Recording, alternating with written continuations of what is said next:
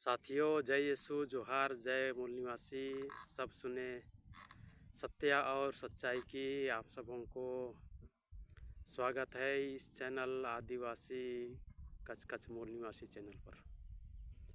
आप सभी को विशेष जानकारी से अवगत कराना चाहूँगा। हमारे देश में जो हालात हैं अभी चुनाव के संबंध में, कांग्रेस और बीजेपी का जो साजिश चल रहा है पूरे देश भर में कि भारतीय जनता पार्टी को किसी न किसी प्रकार में बहुमत में लाने का साजिश चल रहा है। उस साजिश को हमें समझना है।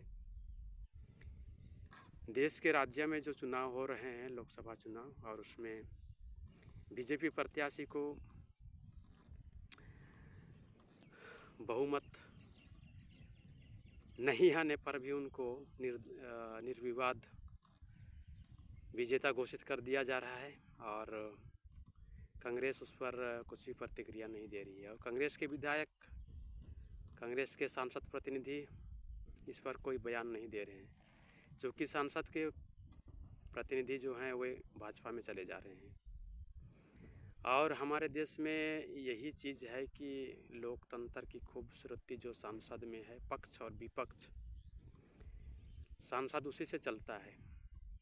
विपक्ष को चाहिए कि अगर पक्ष जो सत्ता पक्ष पर बैठा है वो गलती करे तो विपक्ष उस पर आवाज़ उठाए और उसको घेरे और जनता की आवाज़ बने।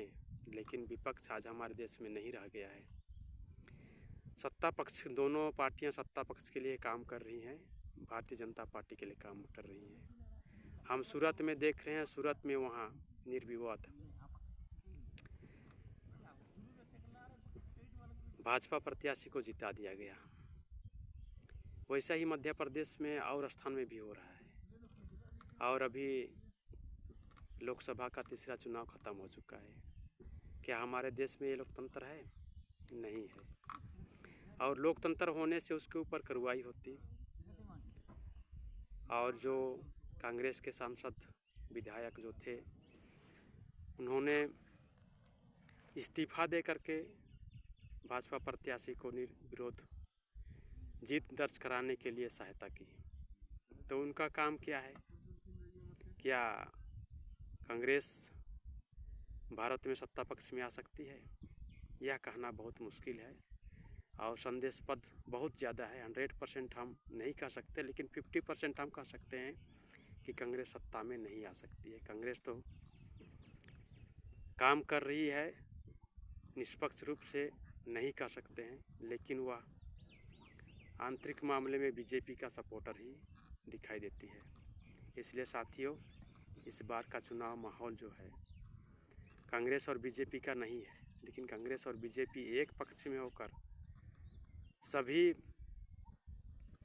पार्टियों के विरोध में चुनाव लड़ रही है। हमारे क्षेत्रीय पार्टियां जो हैं इस बात को उठाते, ज़ोरदार से विरोध करते, और क्षेत्रीय पार्टियों का जो शक्ति होता है वह विपक्ष के रूप में नहीं होता है। जब तक विपक्ष में बैठे हुए पार्टियां उस पर एक मिलजुल करके आवाज़ नहीं उठाएंगे तो कौन उठा सकता है? कांग्रेस ही सबसे बड़ी विपक्ष की पार्टी है और वही अपने सांसद लोगों को भाजपा में जाने के लिए विवश कर रही है, बाध्य कर रही है। ये आंतरिक साजिश है। हमें इसको समझना पड़ेगा। अगर देश में हम लोकतंत्र बचाना चाहते हैं तो हमारे लिए प्रत्येक सांसद के जो प्रत्याशी हैं, कोई भी पार्टी के हो, इसको रद्द करने का मांग करना चाहिए और फिर से चुनाव की मांग करने के लिए बातें रखना चाहिए। तब हम समझ सकते हैं कि हाँ, वो सचमुच में हमारे देश के सांसद बनने के लिए तैयार हैं। लेकिन ऐसा नहीं हो रहा है। इसलिए हम अभी तक कह रहे हैं कि हमारे देश में लोकतंत्र है तो कैसा है? ये लोकतंत्र नहीं है, ये तानाशाही सरकार है, जिसको हम लोग राजाशाही सरकार कहते हैं, राजशाही। और ये राजशाही सरकार जो है पूरे देश की जनता को लेकर डूबेगी, क्योंकि चुनाव के बाद में जो भी सरकार सत्ता में आएंगी वह संविधान के अनुसार बात नहीं करेगी, संविधान के अनुसार काम नहीं करेगी, संविधान के अनुसार कोई भी कार्रवाई नहीं होगा। तो हमारे देश में किसकी भलाई के लिए चुनाव हो रहा है? चुनाव किसकी भलाई के लिए हो रहा है और संविधान के तहत में ये चुनाव का सारा व्यवस्था किया गया है। लेकिन यदि संविधान के आधार पर चुनाव नहीं होगा, संविधान के अनुसार सत्य और झूठ को बातें नहीं किया जाएगा तो कौन बचेगा। हमें इस देश की गरीब जनता को समझना है। गरीब जनता क्या है? गरीब जनता कहाँ जाएगी? गरीब तो गरीब लोग अपने पेट पालने के लिए, अपने परिवार पालने के लिए, अपने घर पालने के लिए वो दिन रात मजदूर में लगे हुए हैं। और गरीब जनता मजदूरी में लगे हुए हैं तो कहाँ बात उठाएगी? और वोट तो उन्हीं से मांगा जाएगा। अब हमारी गरीब जनता जो है अशिक्षित है। अगर शिक्षित रह कर पे गरीब होती तो अलग बात था, उनको समझ में आता। लेकिन हमारी गरीब जनता अशिक्षित भी है और अशिक्षित होने से ये समझ में नहीं आता है कि ये चुनाव क्या का हो रहा है, कैसे हो रहा है, किसके लिए हो रहा है और ये चुनाव जीतने के बाद में क्या करेगी, कौन सा पार्टी हमारे देश की वास्तविक चुनाव में लड़ रही है। लेकिन बीएमपी का जो उद्देश्य है व्यवस्था परिवर्तन, जो ब्राह्मणों की पार्टियों कांग्रेस और बीजेपी, उसके अलावा और 3 भी राष्ट्रीय स्तर की पार्टियां हैं, वे सभी पार्टियां हमारे देश के लोकतंत्र को बचाने के लिए काम नहीं कर रही है। इसलिए हमें समझना है और वोट देने से पहले ये जानना है कि हमारे लिए कौन सा प्रत्याशी सही है।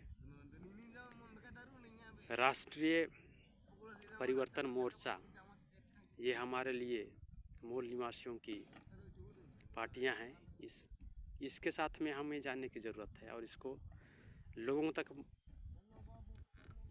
वोट देने के लिए काम करने की ज़रूरत है, लोगों तक पहुंचने की ज़रूरत है।